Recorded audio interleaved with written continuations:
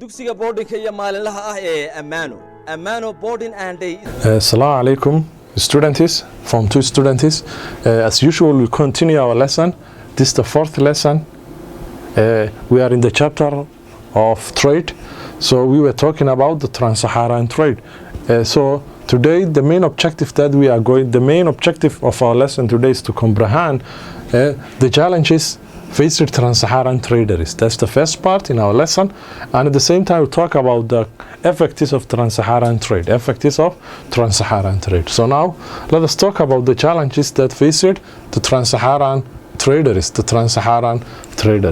As you can see from here, the main challenges that faced those that traded in the Sahara Desert.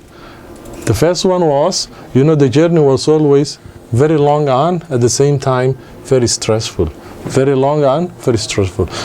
sometimes, the journey could take several months, which was hard. Imagine in the desert the climate is very, very hot, and that was a very serious problem for them.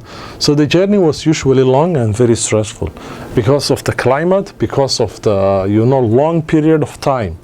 The other challenges and problems that faced the traders of the trans-Saharan was the caravan routes, the main routes and routes that they have to go through were often hazardous and hostile desert.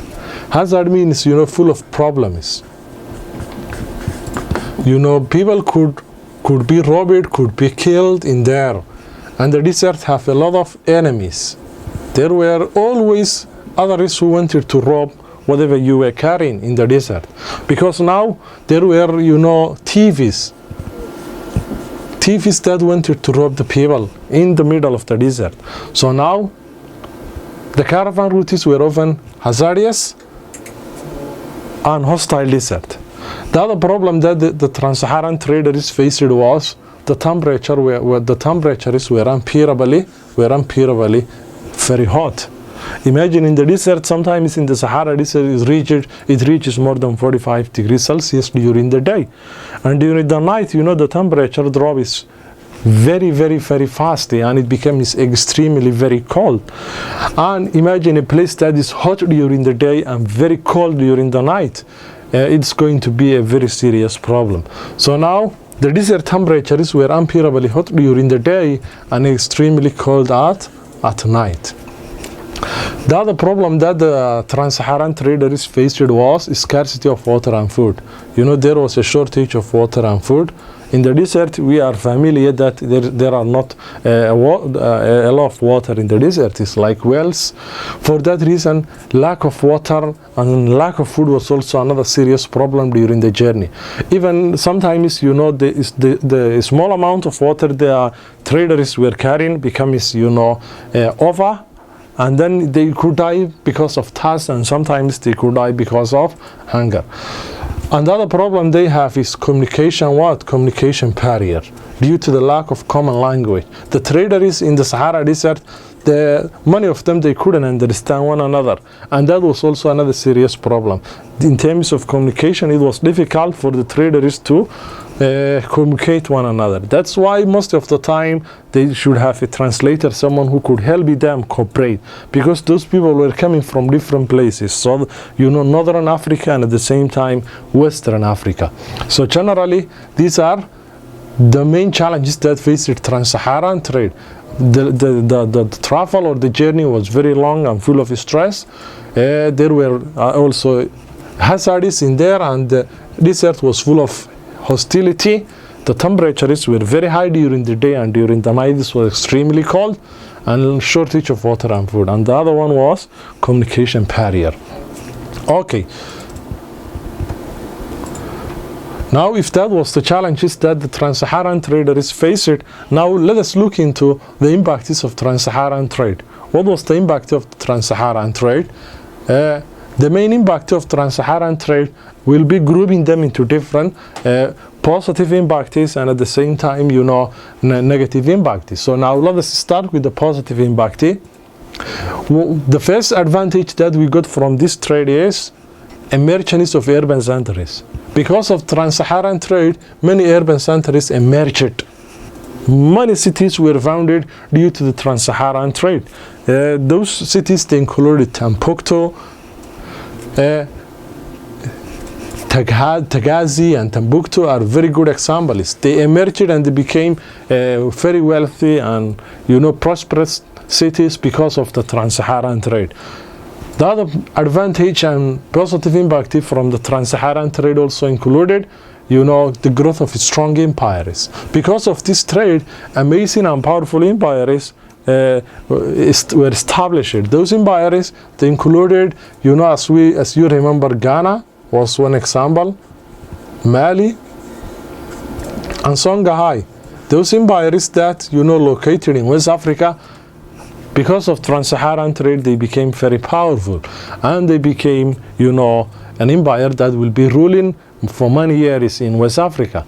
The other advantage from the trans-Saharan trade was the trade stimulated the emergence and growth of technology and industry. Such as gold smelting and cloth tying.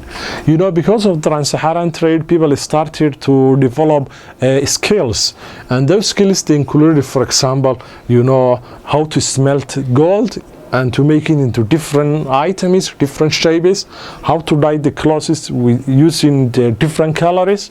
Because of the trans-Saharan trade, people were able to know more about technology and industry. And very good example is, smelting gold, changing it into liquid, and then, shaping it into different items and making it into jewelry and dyeing clothes. The other positive impact from trans-Saharan trade was, the trade facilitated the spread of Islam into Western Sudan. The Western Sudan we are talking about is what? Is West Africa. Mali, Songhai. West Africans became Muslims because of trans-Saharan trade, because this trade was involved in West Africa and North Africa. For that reason, the North Africans, they became Muslims before the West Africans, and then they were able to transfer that, religion of Islam into West Africa, into Western Sudan. And the other one was, when the Western Sudanic states became Muslims, finally they were able also to adopt the Islamic culture, the Islamic architecture, and the modes of dressing and eating manners. So all these, were introduced into the lands of West Africa, into the Western Sudanic Belt region. The Islamic system of education, culture, architecture, modes of dressing and eating manners were also introduced into the Western Sudanic states. Okay. Now let us go into the negative impacts of trans-Saharan trade. Now the question is, if we talked about the positive impacts of trans-Saharan trade, and we summarized it into those important five.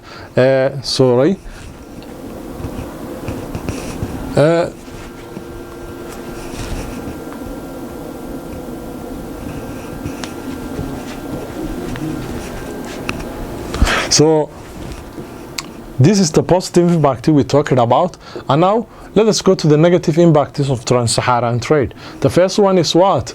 Increased warfare. War increased warfare in the region, which led to the death of thousands of people. Trans-Saharan trade caused the Western Sudanic states to fight one another, and that led to the death of many people. The other problem was, the Western Sudanic states were finally enslaved by trans-Saharan merchants. Some merchants who were involved in trans-Saharan trade, they started, to enslave and take slaves from West Africa. And that caused insecurity, lack of, security. The peace was gone, and misery and suffering for many families.